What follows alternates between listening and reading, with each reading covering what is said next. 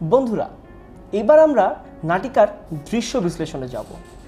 তো এই নাটিকাটিতে মূলত দুটি দৃশ্য রয়েছে, প্রথম দৃশ্য এবং দ্বিতীয় দৃশ্য। খুব ছোট একটি নাটক। এই ধরনের ছোট নাটকগুলোকে নাটিকা বলা হয়।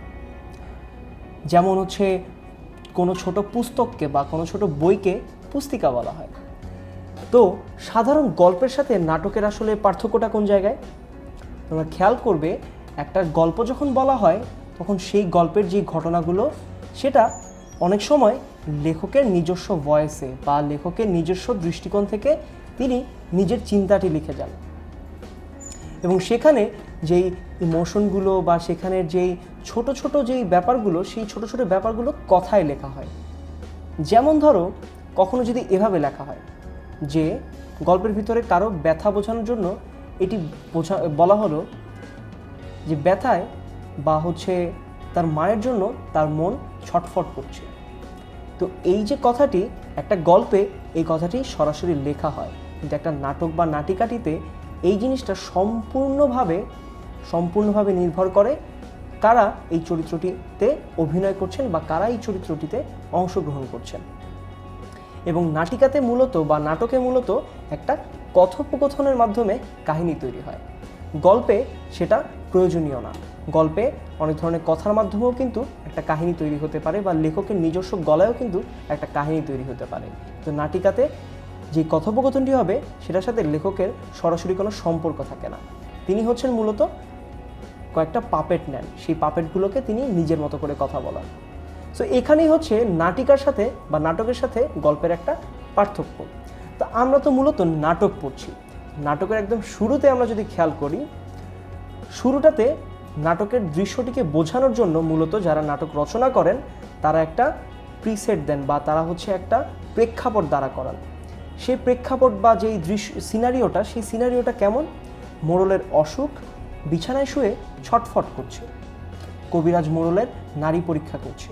মোড়লের আত্মীয় হাসু মিয়া আর মোড়লের বিশ্বাসী চাকর রহমত আলী অসুখ নিয়ে কথা বলছে। অর্থাৎ আমরা এখানে দেখতে পাবো যে মোড়লের আত্মীয় হাসু মিয়া এবং মোড়লের বিশ্বাসী চাকর রহমত আলীর মধ্যে একটা কথোপকথন, অর্থাৎ নাটকটা শুরুই হচ্ছে তাদেরকে দিয়ে। তো চলো আমরা তাদের কথোপকথনটা দেখি। প্রথমে হাসু বলছে রহমত ও রহমত আলী। রহমত বলল শুনছি। হাসু বলল ভালো করে শোনো, ওই কবিরাজ যতই নারী দেখুক তোমার মোড়লের নিস্তার নাই। অর্থাৎ মোড়লের একজন আত্মীয় তিনি বলছেন যে যতই ডাক্তার দেখানো হোক, যতই কবিরাজ দেখানো হোক, মোড়লের নিস্তার নাই, অর্থাৎ তিনি অসুখ থেকে মুক্তি পাবেন না। কেন হাসু, যে মোড়লের একজন আত্মীয়, সে এ ধরনের কথা বলছে? তখন রহমত বলল অমন ভয় দেখাবেন না, তাহলে আমি হাউমাউ করে কাঁদতে লেগে যাব। এখান থেকে বোঝা যায় যে রহমত তার মনিব মোড়লের প্রতি কতখানি অনুগত। তো বন্ধুরা, এই দুই লাইনে আমরা দুটো ব্যাপার দেখতে পেলাম। প্রথম ব্যাপারটি হচ্ছে মোড়লের একজন আত্মীয় তিনি অসুস্থ হবার পরেও তার উপর রাগ, এবং মোড়লের যে ভৃত্য সে তার প্রতি কতখানি অনুগত। তখন মোড়লের আত্মীয় হাসু বললেন কাঁদো, মন উজাড় করে কাঁদো, তোমার মোড়ল একটা কঠিন লোক, আমাদের সুবর্ণপুরের মানুষকে বড় জ্বালিয়েছে। এর গরু কেড়ে তার ধান লুট করে তোমার মোড়ল আজকে ধনী। মানুষের কান্না দেখলে সে হাসত। রহমত বলছে তাই বলে মোড়লের ব্যারাম ভালো হবে না কেন? হাসু বললেন হবেই না তো, মোড়ল যে অত্যাচারী, পাপী, মনের মধ্যে অশান্তি থাকলে ঔষধে কাজ হয় না, দেখে নিও মোড়ল মরবে। তখন রহমত বলছে যে আর আজে বাজে কথা বলবেন না, আপনি বাড়ি যান। তো বন্ধুরা, তোমরা দেখতে পাচ্ছ যে রহমত মোড়লের প্রতি কতখানি অনুগত, এবং তার যে বিশ্বাসী চাকর, যে একদম আমাদের নাটিকার শুরুতেই বলা হয়েছে রহমত আলীকে, সেটার প্রমাণ আমরা পাচ্ছি।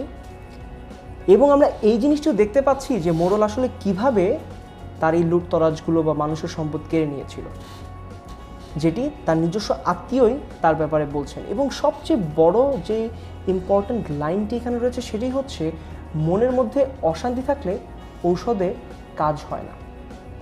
অর্থাৎ আমাদের লেখক মমতাজউদ্দিন আহমদ এই জিনিসটা আমাদেরকে দেখাচ্ছেন যে মূলত মনের মধ্যে অশান্তি তৈরি হয়েছে মোড়লের, যার কারণে তিনি ভালো নেই। এর পরবর্তীতে আমরা এই কারণটাই বের করব যে তার এই মনের মধ্যে অশান্তিটা কেন আসছে, কেন এই যে সে আসলে এত অর্থ উপার্জন করলো সেটা থেকে কোনো লাভ আসছে না।